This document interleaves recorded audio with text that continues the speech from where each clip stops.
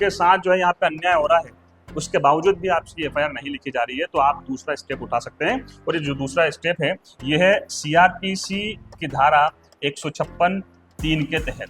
नमस्कार दोस्तों, मैं एडवोकेट पवन सक्सेना ब्यावरा से। आज हम बात करने वाले हैं कि एफआईआर क्या होती है, एफआईआर कौन लिखा सकता है, कहाँ लिखा जा सकती है, कैसे लिखी जा सकती है, और सबसे मेन बात कि अगर पुलिस एफआईआर लिखने की मना करे तो क्या करना है। सबसे पहले साथियों बात करते हैं एफआईआर क्या होती है। एफआईआर का मतलब है फर्स्ट इंफॉर्मेशन रिपोर्ट, यानी कि प्रथम सूचना जो रिपोर्ट है, ये एफआईआर का मतलब होता है। इसका मतलब ये कि अगर आपके साथ किसी प्रकार का अपराध होता है, क्राइम होता है, कोई घटना होती है, तो उसके संबंध में जब आप पुलिस को सबसे पहली बार जब सूचित करते हैं, चाहे वो आप फोन से करें, चाहे वो आप लिखित रूप में करें, तो वो जो है एफआईआर होती है। पुलिस एफआईआर लिखने के बाद अपनी इंक्वायरी, अपनी जांच को शुरू करती है और आपको उसकी एक कॉपी भी फ्री में देती है। जी हाँ साथियों, फ्री में कॉपी देना ये आपका अधिकार है, पुलिस आपको कॉपी जरूर देती है। दूसरा प्रश्न आता है कि एफआईआर कैसे लिखी जाती है। तो साथियों एफआईआर मौखिक भी हो सकती है और लिखित भी हो सकती है। फोन से भी आप एफआईआर लिख सकते हैं। एफआईआर में घटना की तारीख, घटना का समय, किसने घटना करी, उसका नाम, कहाँ घटना हुई, किस प्रकार की घटना हुई, ये सारी चीज़ें हमें लिखवानी होती हैं। ये सारी चीज़ें लिखवाने के बाद पुलिस जो है उसको रजिस्टर्ड कर लेती है और एक डॉक्यूमेंट के रूप में उसको रजिस्टर करके अपने पास रखती है और उसकी कॉपी भी आपको देती है। तो साथियों ये होती है एफआईआर कैसे लिखी जाती है।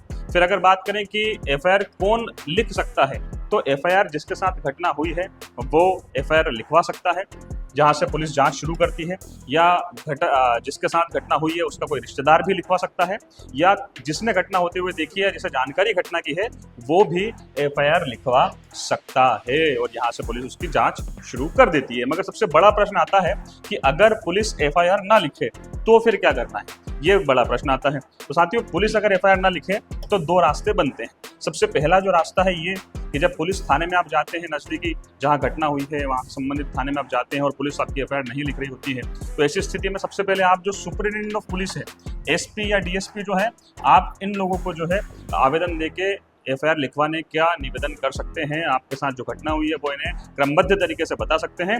निश्चित ही जो एसपी डीएसपी है ये इस पर संज्ञान लेंगे और ये जो है जो थाना अध्यक्ष है या जो इन्वेस्टिगेशन ऑफिसर है उसके तहत उसको जो है आदेशित करेंगे कि इनकी एफआईआर क्यों नहीं लिखी जा रही है, एफआईआर लिखी जाए और जांच शुरू की जाए। मगर कभी मान लीजिए कोई रसूख वाली पार्टी है, सामने वाली पार्टी है, ताकत लगा ली है, प्रेशर लगा रही है, कोई राजनीतिक इन्वॉल्वनेस है किसी क्राइम में, तो ऐसी स्थिति में मान लीजिए एसपी डीएसपी भी मान लीजिए सुनवाई नहीं कर रहे हैं, या उन्होंने कहा, थानेदार से कहा कि भैया इनकी एफआईआर क्यों नहीं लिख रहे, एफआईआर लिखो, और थानेदार ने एसपी से भी कह दिया कि साहब जो है अभी जांच चल रही है, या ये झूठा व्यक्ति है, झूठी एफआईआर कर रहा है और आपके साथ जो है यहाँ पे अन्याय हो रहा है, उसके बावजूद भी आपकी एफआईआर नहीं लिखी जा रही है, तो आप दूसरा स्टेप उठा सकते हैं। और ये जो दूसरा स्टेप है ये है सीआरपीसी की धारा 156(3) के तहत। 156(3) के तहत आपके अंडर में आने वाला जो जुडिशियल मजिस्ट्रेट है उनके यहाँ पे आप लिखित आवेदन देके केस दायर कर सकते हैं, जिसको जुडिशियल मजिस्ट्रेट जेएमएफसी कहा जाता है। यानी कि यहाँ पे आप लिखित आवेदन दे सकते हैं सीआरपीसी की धारा 156(3) में।